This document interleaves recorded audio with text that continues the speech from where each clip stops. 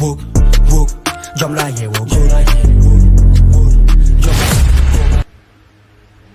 Bonjour et bienvenue dans votre podcast TDSS, Travail dur, succès sûr.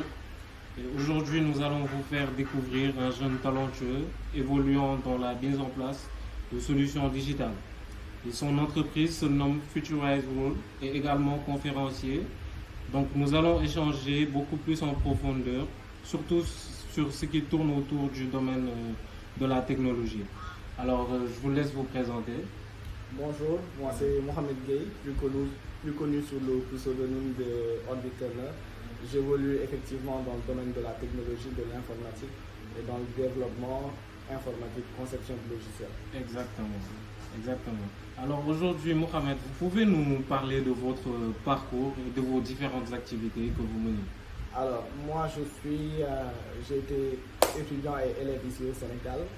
Donc, fast forward, j'ai commencé très tôt l'informatique en parallèle de mes années à l'école. Exactement. Donc, j'ai commencé dès l'âge j'ai commencé à utiliser mes premières machines très tôt, quand j'avais 5 ou 6 ans. J'ai eu mon premier Pentium à 7 ans et j'ai touché à mes premières lignes de code vers 12 ans, 13 ans, 11 ans. Donc c'est là où j'ai commencé à beaucoup apprendre. J'ai commencé d'abord par la cybersécurité, par tout ce qui était hacking et tout ça parce que c'était passionnant. Pour ensuite continuer vers le domaine qui me passionnait qui est la conception logicielle.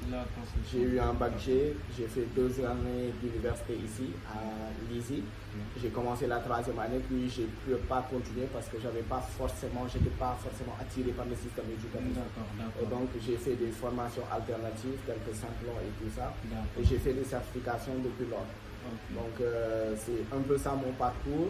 En parallèle, j'ai lancé ma première start-up qui s'appelait Orbit Loudtech quand j'avais 16 ans. Donc c'était en 2015 je pense.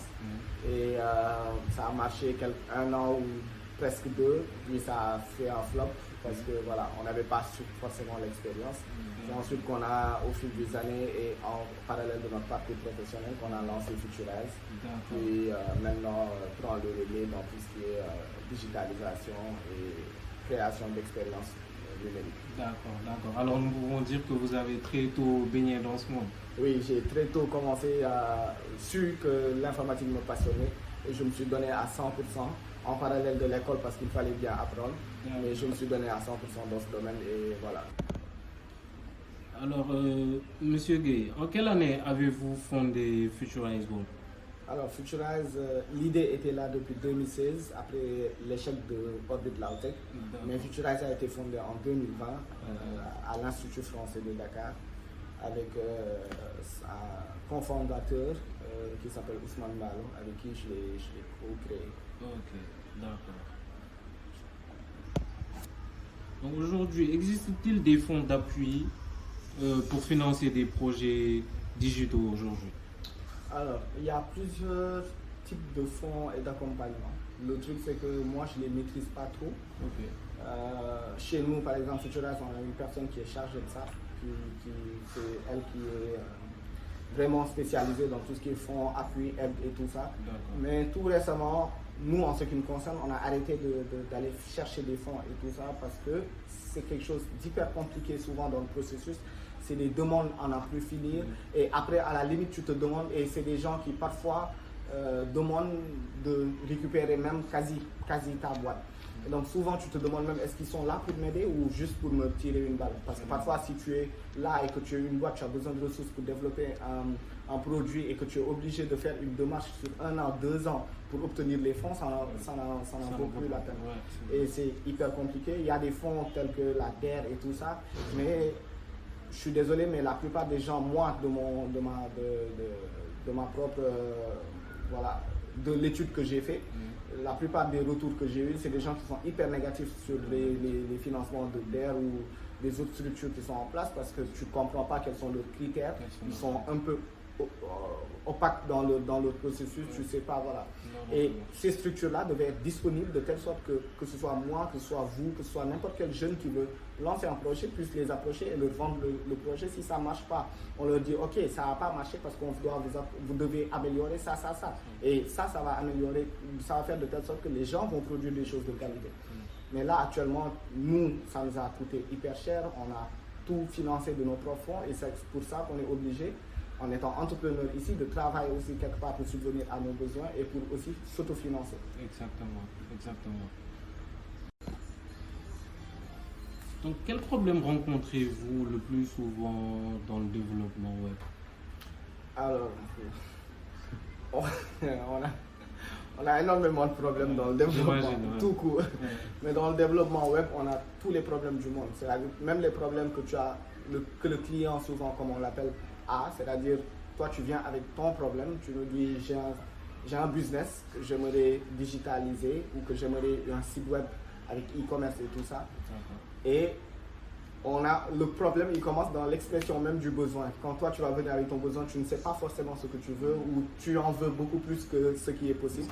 Et nous, on est obligé de s'adapter et de faire des techniques qui vont nous permettre de réaliser ce que le client il veut. Et même dans cette réalisation-là, tu te rends compte que techniquement, il y a des choses qui parfois ne sont pas faciles, d'autres qui demandent des compétences très pointues. Et à la finalité, tu dois jouer entre les contraintes financières, de temps aussi, mais aussi les contraintes techniques, savoir quoi faire juste pour résoudre le problème du client et ne pas trop en faire et le faire dans le budget du client. Donc on rencontre beaucoup de problèmes. Et les problèmes qu'on rencontre aussi ici au Sénégal, c'est que les gens, ils commencent à vouloir du digital, mais ils n'ont pas forcément compris ce que c'est le digital. Et donc il faut que tu expliques, et le développement tout court, il faut que tu expliques beaucoup de choses pour que le client il puisse comprendre que ouais, ça c'est faisable, ça ne l'est pas. D'accord. Alors il faut une compréhension très nette par rapport aux besoins du client pour pouvoir répondre à ses besoins. Okay. Donc, et pour finir aujourd'hui, quel conseil donneriez-vous aux jeunes entrepreneurs? Alors, moi je ne me prends pas comme icône ou comme un exemple qui a de réussite ou quoi que ce soit parce que je n'ai pas encore réussi. Je suis en train de faire de petites réalisations, je suis en train de poser mes briques, on va dire, dans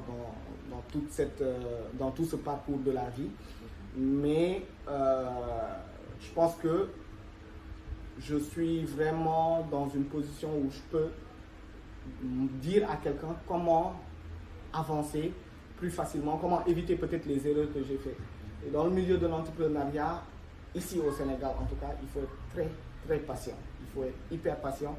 Et aussi, il ne faut pas être... On est tous là pour de l'argent ou pour un but bien défini. Et il ne faut pas être drivé juste par l'argent parce que ça va te faire perdre tout le spectre nécessaire à l'obtention de l'argent. L'argent ne doit pas être le but, mais ça doit être le résultat. Et donc, pour arriver à ce résultat-là, il faut des compétences d'abord, beaucoup de compétences sans jamais s'arrêter d'apprendre. Et ensuite, il faut aussi de l'humanité. Donc, beaucoup d'humanité. Savoir comment connecter les gens, comment être disponible, comment partager et comment aussi pouvoir influencer, je déteste ce terme, mais influencer les autres à vouloir aussi, eux aussi, relever le niveau et le défi pour qu'on aille tous ensemble. Donc, entreprendre ici au Sénégal, c'est difficile, mais il le faut, parce que si ce n'est pas nous qui allons le faire, personne ne va le faire. C'est en Afrique qu'il reste beaucoup de choses à faire, parce que dans les autres pays, dans les autres puissances, la quasi-totalité, tout est fait, on s'inspire d'eux. Mais ici, du moment où il y a encore tout à faire, mieux vaut vraiment se donner à fond dedans, ne pas baisser les bras ou ne pas voir que quelqu'un d'autre a réussi plus rapidement, je vais essayer de... Non. Juste toi, vas-y, creuse et donne-toi à fond. Même si tout est contre toi, ne lâche pas. Sois déterminé et sois patient. Parce que du moment où tu as les compétences, du moment où tu fais bien les choses et tu le fais avec le cœur, le reste va suivre. Va suivre, exactement. Alors nous pensons que ces conseils vont être bénéfiques pour nos spectateurs. Alors, nous vous remercions, Mohamed, pour cet échange plein d'enseignements dont nous pensons que ça va aider à beaucoup de jeunes d'avoir un autre aperçu sur le domaine de la technologie. Et nous vous souhaitons également plein de succès dans les projets à venir. Et vraiment, merci pour le temps aussi que vous nous avez accordé. Merci à vous. Ouais, voilà, exactement. Et n'oubliez pas de vous abonner sur notre page YouTube et sur nos réseaux. 300 Productions et d'activer la cloche de notification. Merci et à bientôt. Woke, woke, jam la ye woke.